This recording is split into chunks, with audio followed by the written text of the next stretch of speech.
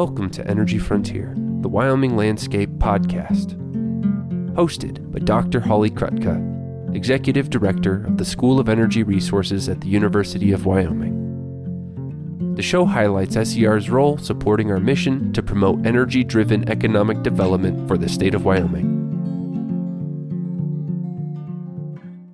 Welcome back, listeners. Today, we're focused, as usual, on Wyoming and its status as an energy-producing state. But Wyoming also has abundant wildlife, and the Wyoming Game and Fish Department plays an integral role in ensuring the protection of wildlife and habitat areas where energy development takes place across the state.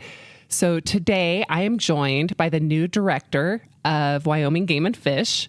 So welcome, Angie. Please tell our listeners a little bit about your background, how you came to work at Wyoming Game and Fish Department, and your role there. Great. Thanks, Holly. It's good to be here. And tell your full name since I didn't say it. I am Angi Bruce, the new director of Wyoming Game and Fish as of mid-September. And really how I came to work in Wyoming is I grew up outside, like a lot of folks, on a farm in Iowa, and spent the first part of my career, about 20 years, primarily working for the Iowa Department of Natural Resources in wildlife management field. And like most people, I really loved where I was from, but it didn't resonate with me like other people. And I spent more and more time coming to Wyoming vacationing. And then I thought to myself, why am I spending my free time here and not living here? So I found a perfect role for myself in the Wyoming Game and Fish Department, something that really fit my skills. And I jumped about 7 years ago. And what people might not realize in Wyoming, because we sort of can take it for granted, is Wyoming is the place to be if you love wildlife. Energy. And energy, yes. It is definitely a wildlife biologist's dream to work here. In fact, a lot of my coworkers, biologists, never asked the question of why when I was leaving. It truly is the iconic place to be if you're a wildlife biologist. So 7 years ago, I came to the department, have never looked back, and have never regretted that. My role with the department now as director and leader of the department, exciting new role for me. In the past, I primarily worked with a lot of external folks, the energy sector, all sorts of different types of developers, other agencies, especially our federal partners, and trying to really minimize impacts on the landscape of development for wildlife. And one thing you hit on, but you didn't emphasize, you are a biologist by training. Absolutely, a wildlife biologist. Are you the first wildlife biologist that has been director of Wyoming Game and Fish? Not the first. There has been two others in the past. And even our chief game wardens, which tend to progress to the director role, do often have a wildlife degree as well. However, my position and my past really focuses on the biology of wildlife management. So my past, I've done everything from work with private landowners to put habitat on the ground, to restoring pallid sturgeon habitat, working on Canada goose research, ferret research, working to manage our wildlife populations. So really geared in on more of the science of the role. Great. And so you'll take that training into this role as well.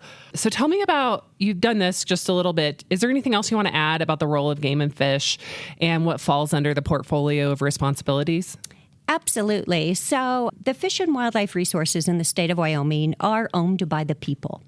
The game and fish are entrusted with managing and conserving those wildlife. And so we work to manage conservative levels, healthy populations, and provide opportunities for hunters, anglers, wildlife watchers of the resource, and really are entrusted, I like to say, with that responsibility to serve the public. Great. And Game and Fish, it's funded differently than other departments or state agencies. So talk about the funding model. Exactly. Yeah, we hear a lot of folks about thinking that our agency is run by their taxpayer money, and it's not. If you hunt or fish or buy a habitat stamp, yes, you do fund the department, but we have no general funds. We also get a federal excise tax, a tax on firearms, ammunition, archery equipment, tackle, that also brings a portion of the funds that we use to manage.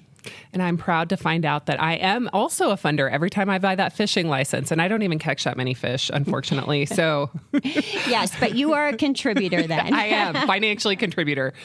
So Wyoming's a leader in energy production and wildlife management, as we've talked about. How have we been able to balance both of those historically from your perspective? This is an excellent question, Holly. And I think we balance both by first relaying our decisions based on science. So if we start with really strong science and data as the foundation for our work, we can build from there. And really what we have done in the past and will continue to do in the future is, to be simple about it, is we find a way. I truly believe that we can have both healthy populations of wildlife and sustainable energy if we work closely together. And that's exactly what we do. All the partners around the table discussing how can we get it done. You know better than anyone about energy innovation and how the technology continues to advance. That does nothing but help wildlife, because really what we're trying to do is have the least impact on the landscape. So the least amount of infrastructure out there, the least amount of human activity. And we do that better and better every day with the improved technology. Right. And just improve science. Exactly. On things like College of Ag, Life Sciences and Natural Resources has a lot of work on invasive plant species. There's so many parts of the university that also contribute to that. And so I also want to call that out. So is there anything you think we need to do differently in the future? So, Holly, I think we need to continue to work super closely together, but I think we also need to continue to be innovative. We need to continue to think, what is the next thing coming down at us? For instance, we know how to work with oil and gas very well. Yeah. In fact, it does not keep me up at night. We can work with oil and gas producers, and we have demonstrated that. The same with our mining companies. But where we lack the better data and the better knowledge to do a good job is some of the things coming at us now: solar energy, wind energy, and other different types of energy that we need to continue to think about. What science do we need? What information do we need to get out ahead of those new things coming to Wyoming so we can continue to operate in this way of having minimal impact on the resource? And we definitely need to make sure that those project developers are coming to the table with you, just like our oil, gas, and mining industries have historically. So let's talk about specific initiatives. Let's start with the department's work designating important wildlife habitats like migration corridors. Yes, so the department has a long history of really trying to identify those areas in the state that are critical for wildlife. It's Wyoming, so it can often cover the entire state. But if we can identify these critical areas, it allows us to focus our efforts there and have a bigger, more effective impact. So since the mid-1980s, we've been doing this, identifying crucial winter impact for big game species, sage-grouse core area. But as you said, more recently, since about 2017, we've really started to identify these very important big game movements, migration corridors, how the big game, where they are going to get from summer habitat to winter habitat. And we're very fortunate in Wyoming to have the longest intact migration corridors left in the world for big game. It's extremely impressive. And so by recognizing where they are, it allows us to focus our resources and efforts there to continue to maintain them. So, Angie, you were involved in the state's Migration Corridor Initiative, which was the process to determine the process and parameters for migration corridor designation and management. And you just said we had some of the longest or the longest continuous migration corridors. Tell us how that endeavor came to be, how it was carried out, and the role the energy industry played in that process. Well, this was quite the process I was involved in early on in my time in Wyoming. And it definitely is historical. And it definitely is the first of its kind in the nation. And at the end of the day, it led to a governor's executive order on migration for conservation and protection of the corridor. Again, there's no other one like it in the nation. We are a leader in this area, but it was not easy to get there at all. So Game and Fish has a rule that we review development practices that are happening on our federal lands. So every oil and gas lease sale that the BLM puts up for sale, Prior to that sale, they ask us for our input and review of those parcels. We started having parcels in those identified corridors that had some concerns of ours. And we worked very closely with BLM to say, maybe we should hold off on leasing these until we get something in place that can add some review process. Allow us to work with those proponents to minimize impact. Our goal was not to stop oil and gas development. It was just, let's build a process so we have a place at the table. There we came with quite some controversy. I think at that time in my career, we had everybody mad at us. We had the conservation groups thinking we weren't doing enough, and we had the oil and gas industry thinking we were doing too much. And we are not a permitting agency. We simply make a recommendation based on our technical knowledge. However, we had everybody wanting us to do more or less. It became quite contentious. Governor Gordon, when he took over office, he recognized this and made it a priority to work on. So he put in place a governor's task force, 8 individuals of different stakeholder groups, everywhere from oil and gas developers, conservation groups, hunting organizations, county involvement, to really figure out what we should do. He charged them with coming up with a plan, and they came back after a lot of work. They spent a lot of time on this, had extremely valuable conversations, really dove into the topic and to understand. And at the end of the day, they recommended to the governor that he create an executive order somewhat modeled after the sage-grouse one, put in place to address the conservation of migration corridors. And it went forward and was signed and put in place by the governor early 2000s. And since then, we've been operating under this executive order. The interesting thing, I like to compare and contrast this with the sage-grouse one, because we're in 2 different spots here. Sage-grouse were in jeopardy of being listed.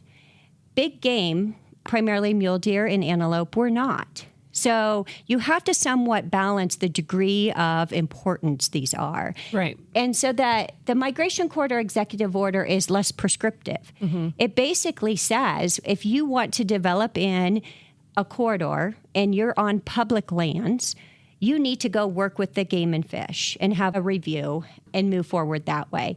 To date, we've done approximately about 60 reviews, had no issues. We actually have not had a single oil and gas permit go forward and come to us in any of the designated corridors. So I'd like to say it's working, but it hasn't completely been tested until we have a few examples of oil and gas development to just really show that it can work. But it's been in place and been successful. So the reason it hasn't come before you, is that because of the slowdown in leasing activity on federal lands for oil and gas that's happened over the last few years? Or is it just a timing coincidence? Not necessarily. The 3 designated corridors are just in places that don't get. Gotcha. Yeah. Okay. That are just not attractive and are not being nominated. So Angie, can you explain how the migration corridor designation process and restrictions were formulated?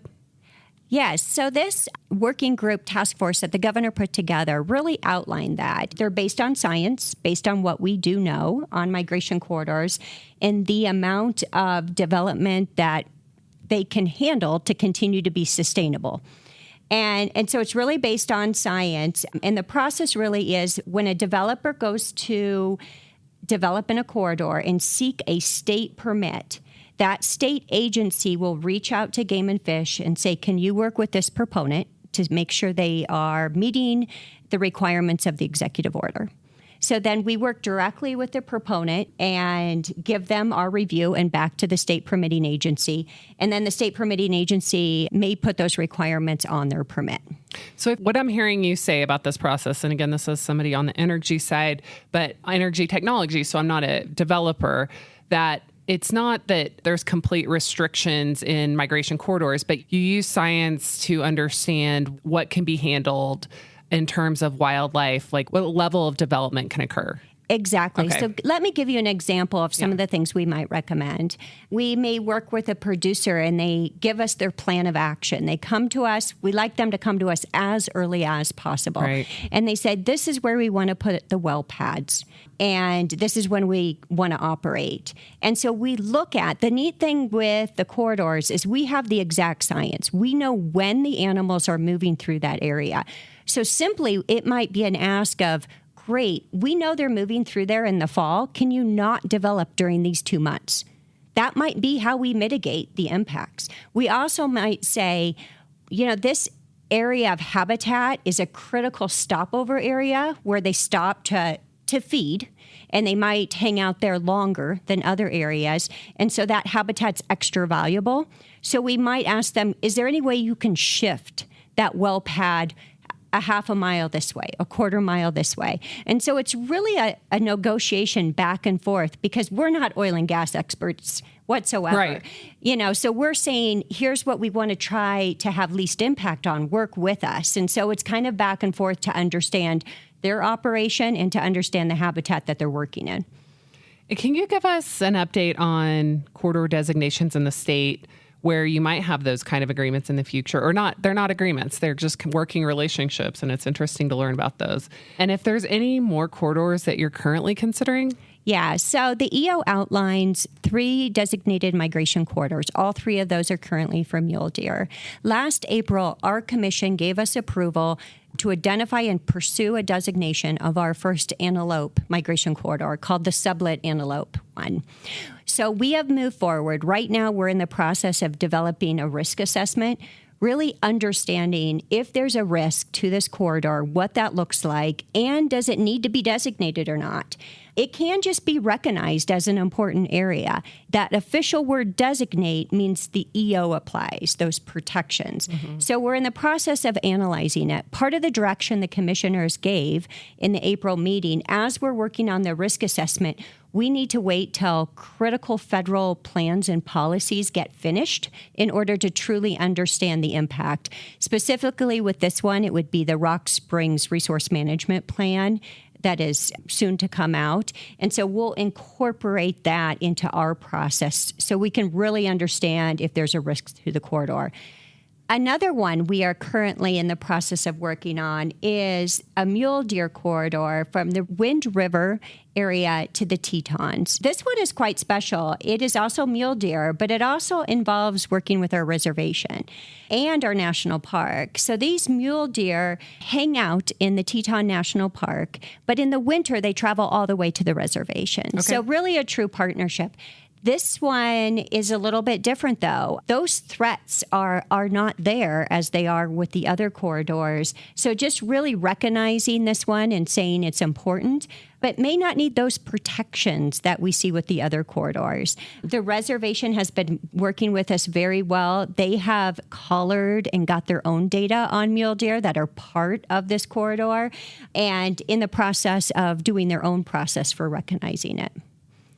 And anyone who has tried to do anything energy related in Wyoming knows that we have a lot of federal land, a lot of federal minerals, and we also have a lot of checkerboard where there's an intermix of federal, state, and private lands. So how does the department work with federal partners, and how do those partners interplay with these designations? So as you know, Holly, Wyoming is a dual permitting state. So most projects, especially with permitting to drill oil and gas, they have to get both a state permit and a federal permit. So we crafted the executive order to really rely the process on the state permit. And we constantly and continuously have been asking our federal partners to defer to us. We are the wildlife experts in the state. Defer locally. The state has, again, the most protection and recognition of corridors in the nation. We have this. It's based on science. We continuously ask the federal partners to lean on us and lean on us for our recommendations for them. Great. So Angie, let's focus on a different animal. You've already mentioned the sage grouse. We'll talk about the sage grouse implementation team, but first, not everyone, some of our listeners might be more in the energy technology space. What is a sage grouse and why is it important? great, Holly. Sage grouse is upland game bird, and it's gotten a lot of attention over the last couple decades, primarily because it's been petitioned to be listed as an endangered species several times. And Wyoming's philosophy is that, yes, we want a healthy population of this bird, but we want it to remain in the management hands of the state. We believe that we can manage it best locally and would like to do everything we can from keeping it be listed as an endangered species.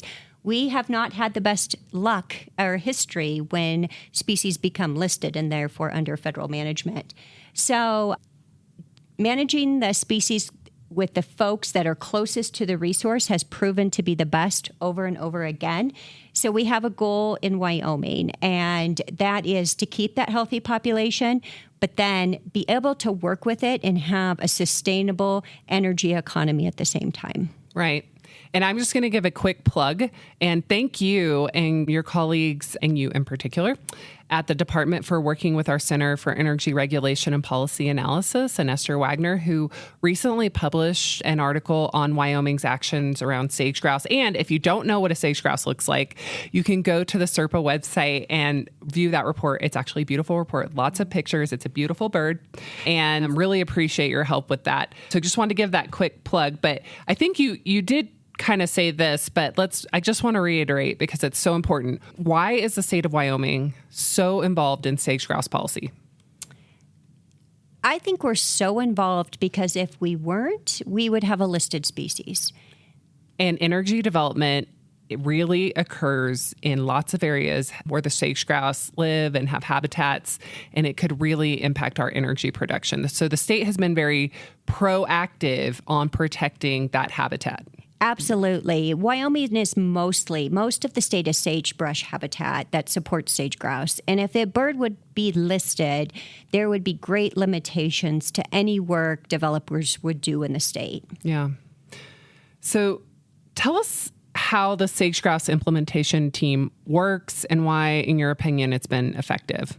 So the sage grouse implementation team is a group of folks, of stakeholders that really represent the state of Wyoming and all interest in sage grouse and in development. And so we have county represented on the team, we have landowners, we have oil and gas, mining, industry, state agencies, the governor's office, and we even bring our federal partners to the table as well. And they are not a permitting authority, but they really focus on making recommendations to the governor. Mm-hmm. This sage grouse implementation team actually led to the sage grouse core area strategy and the executive order that's been in place for 3 governors now. It's been updated numerous times because there is a need to review the science and make sure we are still current and accurate. But it really focuses, again, back to what we've been talking about all along today, is what does the science tell us? How can we develop in a way that maintains populations in the state and develop at the same time? And so has it been effective? I'd say absolutely it has been. And I think some of the key principles of how it's been effective is developers know what to expect. They can work within the restrictions because they know them, and they know them very well. And they come to the table early, they sit down with us, they work, and they really pride themselves on being able to develop in a way that impacts sage grouse at a sustainable level so that we can maintain a healthy population. And this has had real impacts on the way work is done. So, for example, can you talk about the process for siting oil and natural gas and development in sage grouse habitat and how that's evolved over the years? Absolutely. So the sage grouse strategy is based on recognizing the most important sage grouse habitat. We call that core.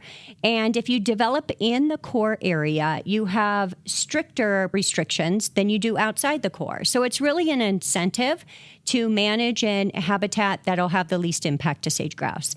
And then if you do develop in core, there's different restrictions. An example might be the timing. We really don't want developers developing during that critical period when the males are out on the leks attracting their females. It's one of the most unique things about this bird is the display and the activity during the mating season.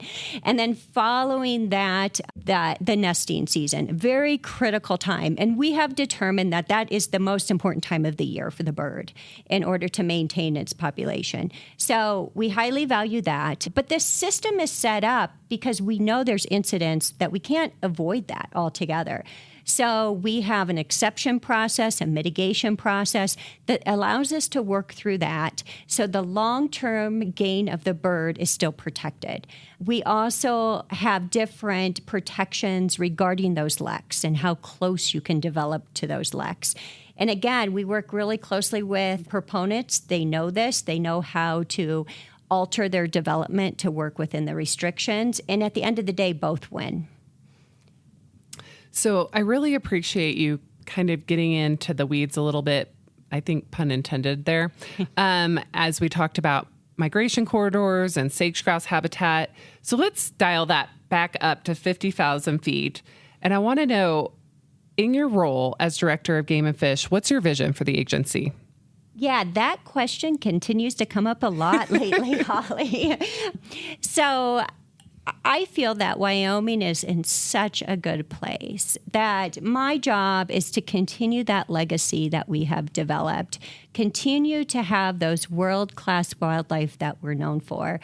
We have grizzly bears here and wolves. We have the largest sage-grouse population in the world. We have the longest migration corridors of big game mule deer in the world. We have the native large bighorn sheep population.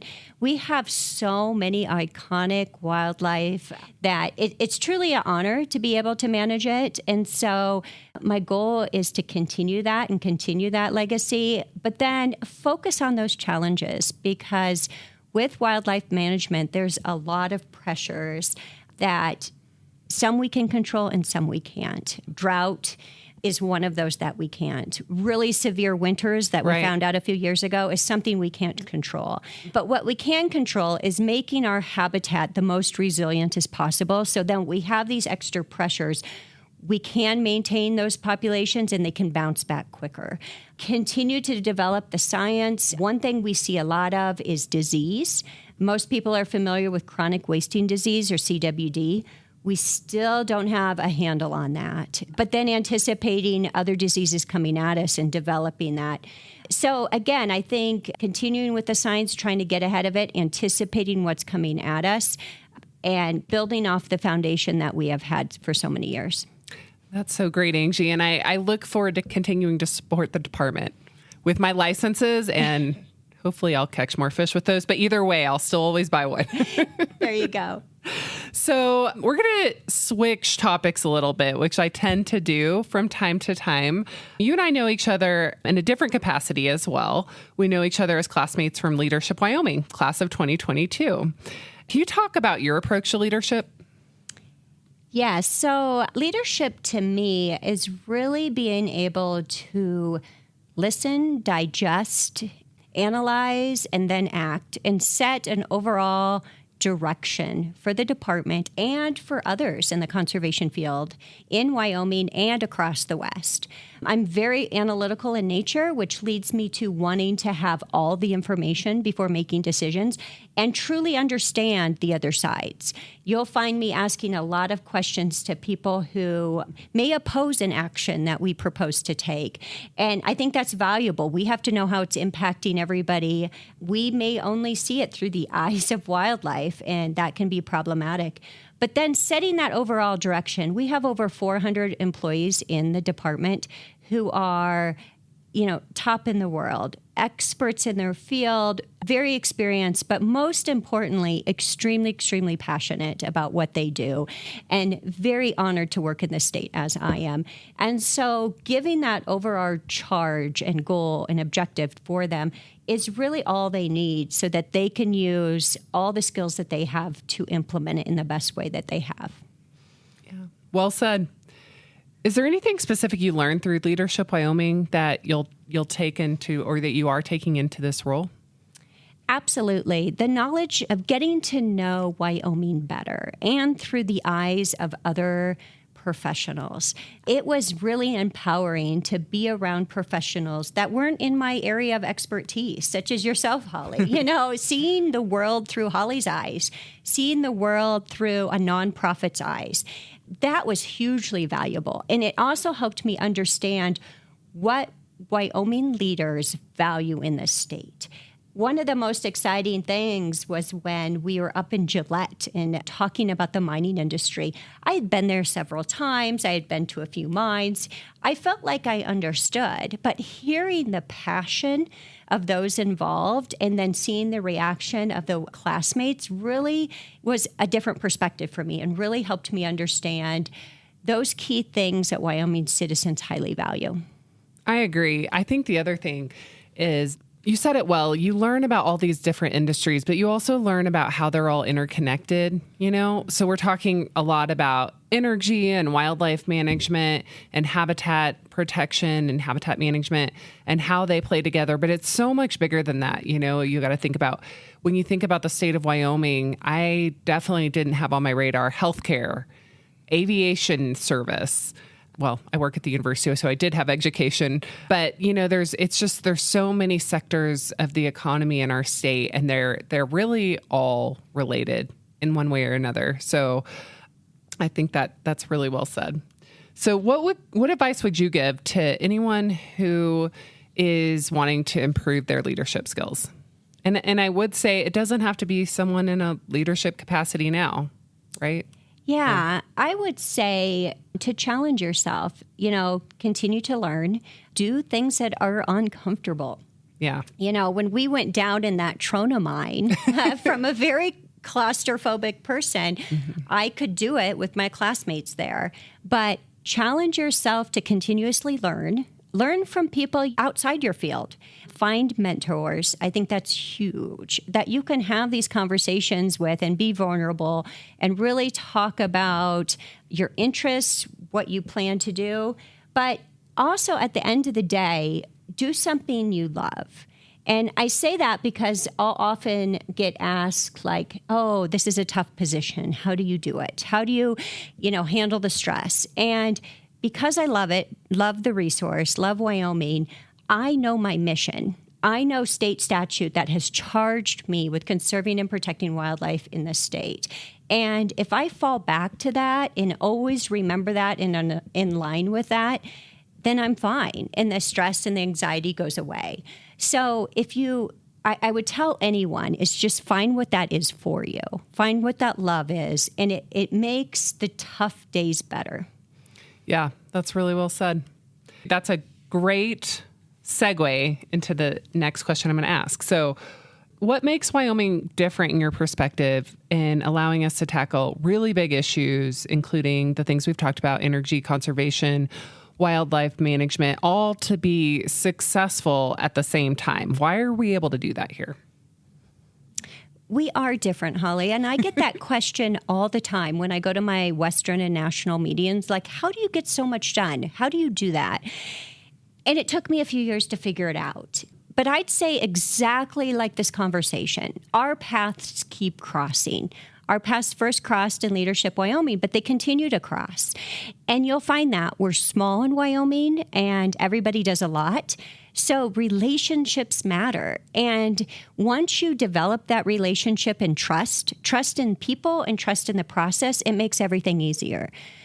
Let me give you an example. The people I sit around in the CIGIT, sage-grouse implementation, may be a lot of the same people I sit around the table and talk about migration corridors with, and the same people with bighorn sheep. So it's easier for us because we have those relationships. Other states do very similar processes, but because they're so large and have large populations, they're starting over with relationship building every single time. Where we have that, we have proven models that we can build off of. Like I talked about earlier, the Migration Corridor Executive Order is different from the sage-grouse one, but there's also a lot of similarities. And everybody is very supportive and confident in its effectiveness of the sage-grouse one. So it was easy to get to the Migration Corridor one, knowing that we've done it before, and the trust and relationships to work out the differences are there. And that word, trust, that's the key. And you build it with the same people over and over with processes that work. And one of the things when we were getting ready for this conversation that you said is, I think you said it, you can tell me if I'm getting this right. Wyoming, our smallness in terms of number of people is a superpower. This conversation would not be happening in bigger states. Like, we probably would not know each other, but we do. And so, even when we're trying to put out a paper that is important for the energy sector on sage grouse, like the Center for Energy Regulation and Policy Analysis did, we feel comfortable to reach out and say, hey, can you guys give this a review to make sure we're doing it right? And so fortunately, we do know each other. Yes. And I'm grateful for that. Yeah. And it was wonderful to be part of that process because that's what we do. We all want to get it right. Yeah. We don't want misinformation out there because it hurts us all. Yeah. Yeah. Well said. So our last question that we like to ask our listeners, or maybe last two, this is going to be tough. I know it is. But Angie, what is your favorite place to visit in Wyoming? And I'm sorry for a hardball at the end of the interview. It is such a hard question.